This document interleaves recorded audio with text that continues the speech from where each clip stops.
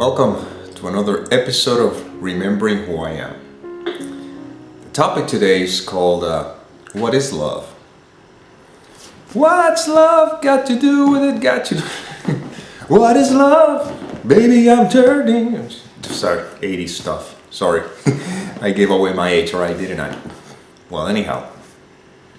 This is the question that has no answer. And I'll tell you why. When we look at Advaita, for example, what Advaita means not two. It doesn't tell you one, it tells you not two. When you look at teachings like A Course in Miracles, that it says at the very beginning, this course does not pretend to teach you the meaning of love because that is something that cannot be taught. Pretends, however, to remove the obstacles. So it's funny because it's not about what is love, it's more about what love is not. Okay? So I'm going to probably make another video on oneness because love and oneness is the same thing, but I'd rather dedicate some time to that. So here, focus on love. We have a lot of concept of what love is. And we equate love with a feeling, with a sensation or whatever. Which is the same thing as we have a lot of concept about what God is, you see. And we equate God with a human form or a form, let's put it this way, maybe spiritual, whatever, but still we equate it with something that the human can relate to. That's why there's, I think in the Bible says that the man was created in the image and likeness of the Father, right? But then what the man did is that he returned the favor and created God in the image and likeness of man. That's why we see a God that, that has the same attribute of man, like judges and hates and separates and all that kind of stuff, because that's what man does, right? Because of the belief of what he is. So love in it, within the context I'm talking here, is being taught in here. Love is all that there is. Love is, and there's nothing else. That is what love is.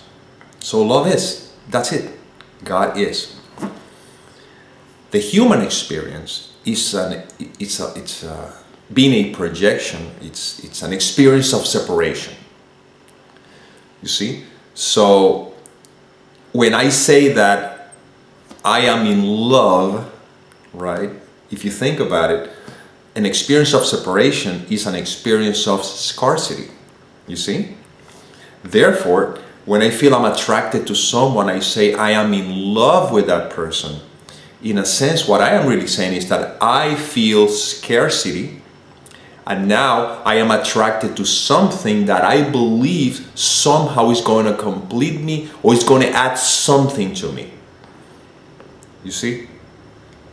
But in a sense, that cannot be love, because if I am attracted to something or someone that supposedly can either complete me or can either add something to me, what happens if that object is no longer there? Then it'll take away something from me, or it will no longer allow me to feel complete, right? So the essence of love, from the context I'm speaking here, is fulfillment in all its, in every sense of the way.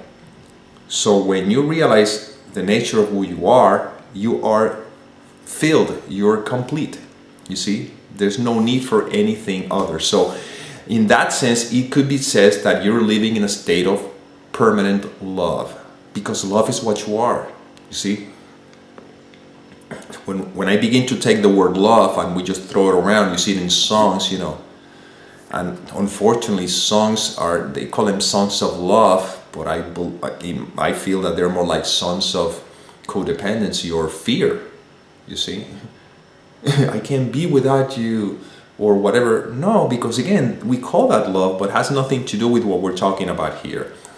Love is the space in which the mind rests, because it's aware of what it is, of who he is. It doesn't matter. Is, who, what, it doesn't matter. Because it's aware of its essence. So I can tell you what love is not. Love is not separation. Love is not a thought. Love is not a feeling. Love is not a person. Love is nothing that can be perceived. Even when love is the space in which everything, even that which appears to be perceived, rests in. You see, it's kind of like a dream, right? Let's say when I'm in bed, there's only one mind, right? In that sense, for this example, right? It'll be this only mind. When I'm in bed, when this person, again, we're talking completely out of context, but again, this is an example that I can use to illustrate that which cannot be illustrated. When I go to bed at night and I fall asleep, there's only me. That's it. There's only one mind. That's it. And if we say that this mind is love, because it's all there is, well then, whenever I'm dreaming, whatever is happening in the dream is a distraction from love, because it's something that is happening in the dream, distracting the mind, distracting love from its experience of that's all there is. And then in the dream, even though in the dream the characters who seems to be separate from each other, they're trying to find a way to feel whole and complete, because the mind has forgotten that the mind is already whole and complete, and that is just a dream. In the dream is the experience of separation, and there is obviously no love there, because all that there is the belief that there's scarcity. However, because the dream is taking place within the only mind that there is, meaning within the love that there is, in that sense you can say that there could be nothing but love. You see? So the same thing here. Even if I may believe that I'm attracted to someone, right? Even if I believe that she can offer something that I don't have, because usually that's what it is. When we're searching for something, is because I think that there's something missing in me. Even when I may believe that, of course, the consequences of that will be a lot of suffering. Yeah, it'll be pleasure for a moment while the person is with me, but if she leaves or something like that, and I'm attached to that because I believe that I'm this separate entity, of course there's going to be suffering and pain. Even within that, they cannot be anything other than love, because love is all that there is. Even within the drama. Why? Because the space in which everything appears to be happening is what love is. See, that's why, again, if we ask a question what love is, well, from the human experience, I cannot tell you. I mean, I can come up with all sorts of ideas of meaning, and in my last video, you remember that the way to rest in that space of peace is withdrawing meaning from everything. If you haven't seen it, check it out. But the bottom line is that I cannot tell you what love is. I can see what love is not.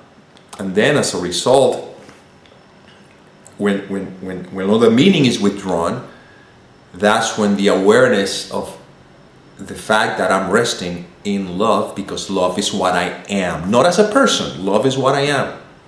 You see, the idea of a person, it may be like an illusion that it may be taking place within the space where all love is all there is, but in reality, love is all that there is. So definitely, I am not in love with anyone, but love being what I am is just all that there is. Now, what happens between me and the other person, is just part of the illusory experience. And I'm not saying that there's a denial of that either, because we got to be very careful here.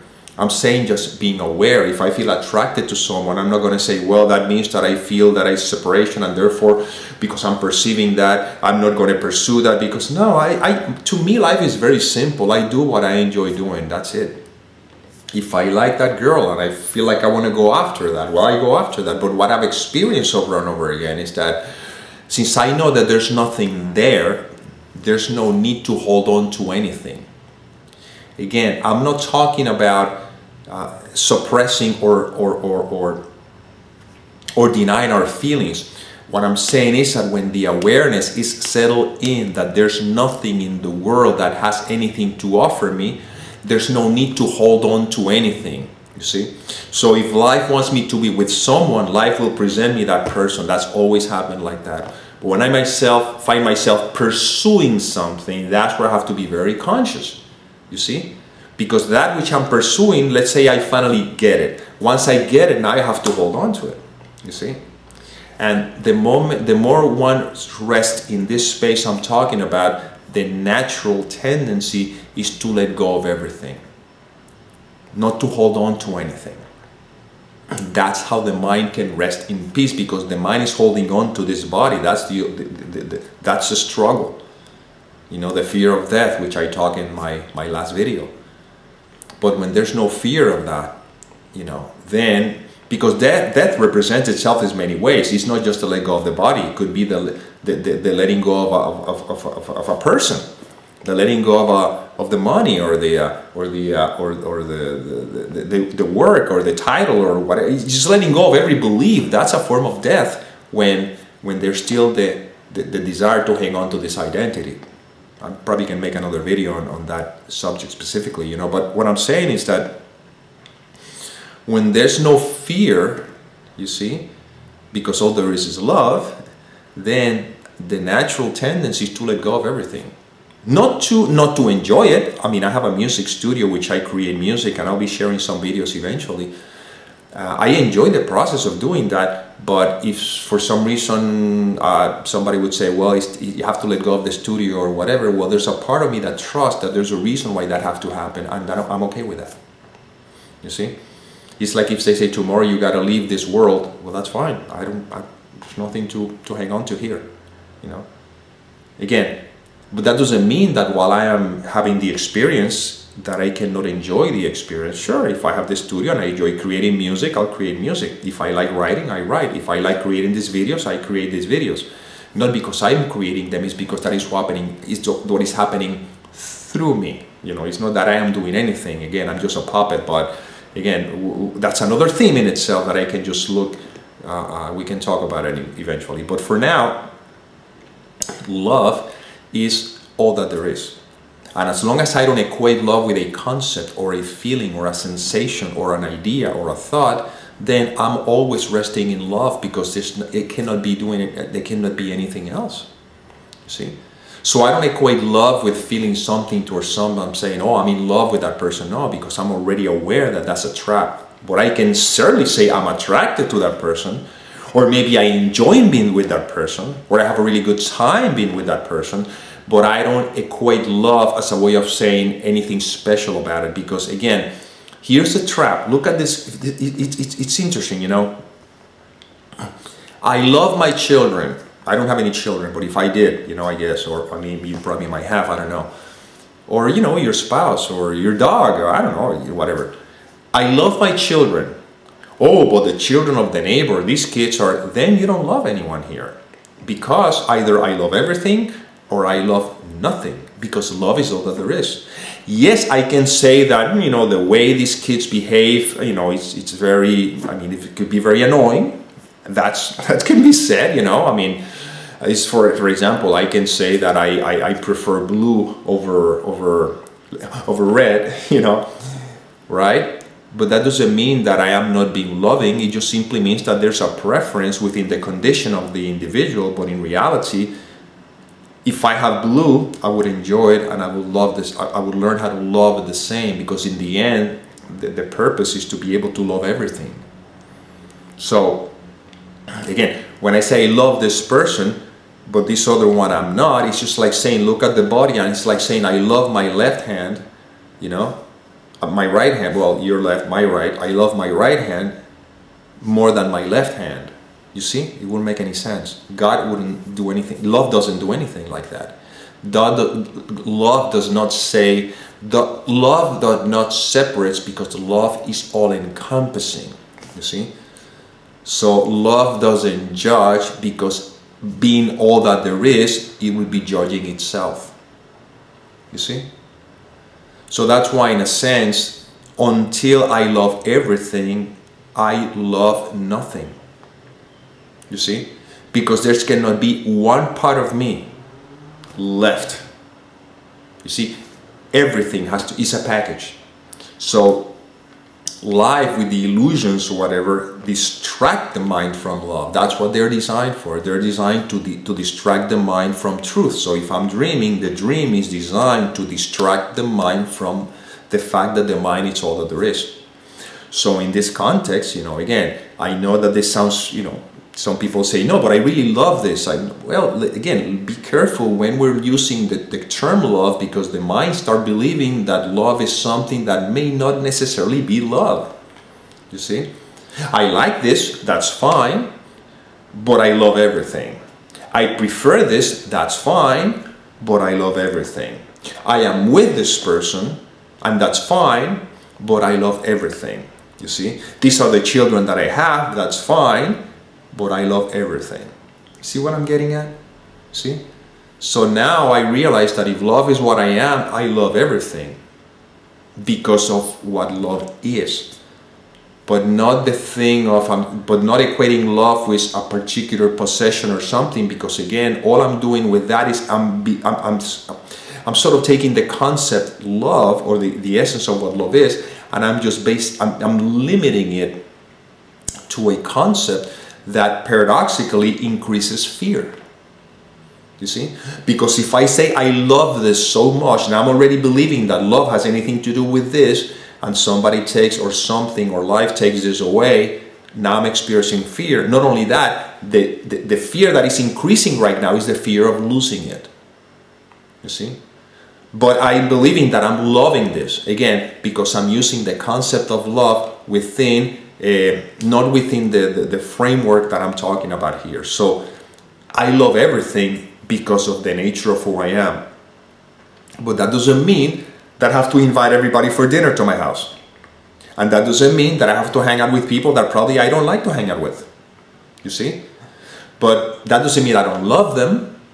It just simply means that love is what I am, but in this human experience, there's just this idea of separation and whatever. Well, there's certain things that is part of the conditioning of the individual. So that's why sometimes when the concept of love is being used or misused, so to speak, sometimes you find people, for example, even in spiritual whatever, saying that I love everything and therefore you're love, and they allow themselves to be mistreated because they feel that but I mean I have to love him or I have to love her or whatever, and then they just get so confused because they're using the word love and they're applying it to something that is obviously not love. You see? So again, that's why I never use love in the human context. I always use love in the universal context. So in human experience, there's people that I like, and there's people that I don't feel very. I don't seem to be moved to hang out with them. You see, there's a lot of behavior in the world. Again, this is the limitation of language. We know that there is no such thing as a world. There's no such thing as an I. But if there's a belief that there's an I, or there's an appearance of an I speaking to a camera, well, there's appearance that there is a world. So again, let's not get too very confused here. Just there's a lot of behavior in the world, okay, that I'm not in agreement with. You see, and that just being functional within this dream. But at the same time, there's an awareness that says all of this has to be part of love, because love is all that there is.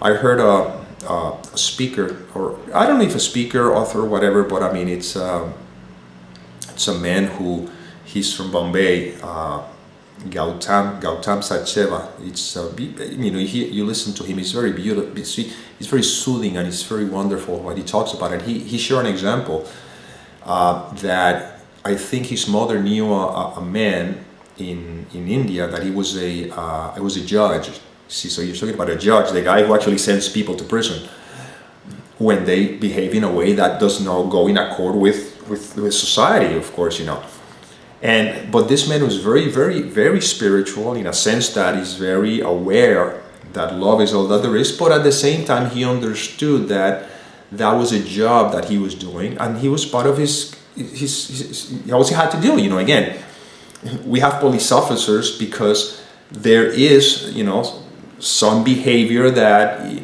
that has to be somehow addressed. The problem is that they don't address it with the context of love. They addressed it with fear, and fear only does is increases more fear. So I'm not saying, I'm just talking in terms of, with this example, this man was very, very loving, and he just knew that that's the job that he's supposed to do, and he would do his job. But what he would do, however, is that when he would sentence someone to prison, because again, the person need to be withdrawn from society at that point because the behavior or whatever, he's completely aware that that man is a child of God, and he understands that God is all that there is. So he just didn't separate his job from his awareness of love. So what he would do is that after he sentenced the person to prison, he would go and give him a hug. It's a way of saying that, to me, I interpret it this way, it's a way of saying, I know who you are. You see? So, again, it's being functional, but when there's a place of awareness of love, the behavior is going to reflect that. Again, you see a prison system is a behavior that reflects fear. And therefore, you go in there, and more than likely, all it does is increases fear. But in this world where there's duality, there's certain things that has to be done so that this world appears to function, but nothing here functions. And you see, these videos are not to try to make the world function better, because then that'll be bringing the mind back into the illusion. These are reminders that what I am, or who I am, in what I am, I'm talking about capital I. And when I talk about capital I, that means that I'm not talking about Nick as a separate from you. When I said what I am, I'm talking about you too. I'm talking that's what you are, you see. So the focus is to never lose sight of what I am, or of who I am. Depends how you want to name it. See? And what I am, and again, when I said what I am, capital letter, I'm talking about you, I'm talking about everything, What I am is that which cannot be described, that which cannot be defined, that which is all that there is. And in one word, could be called love.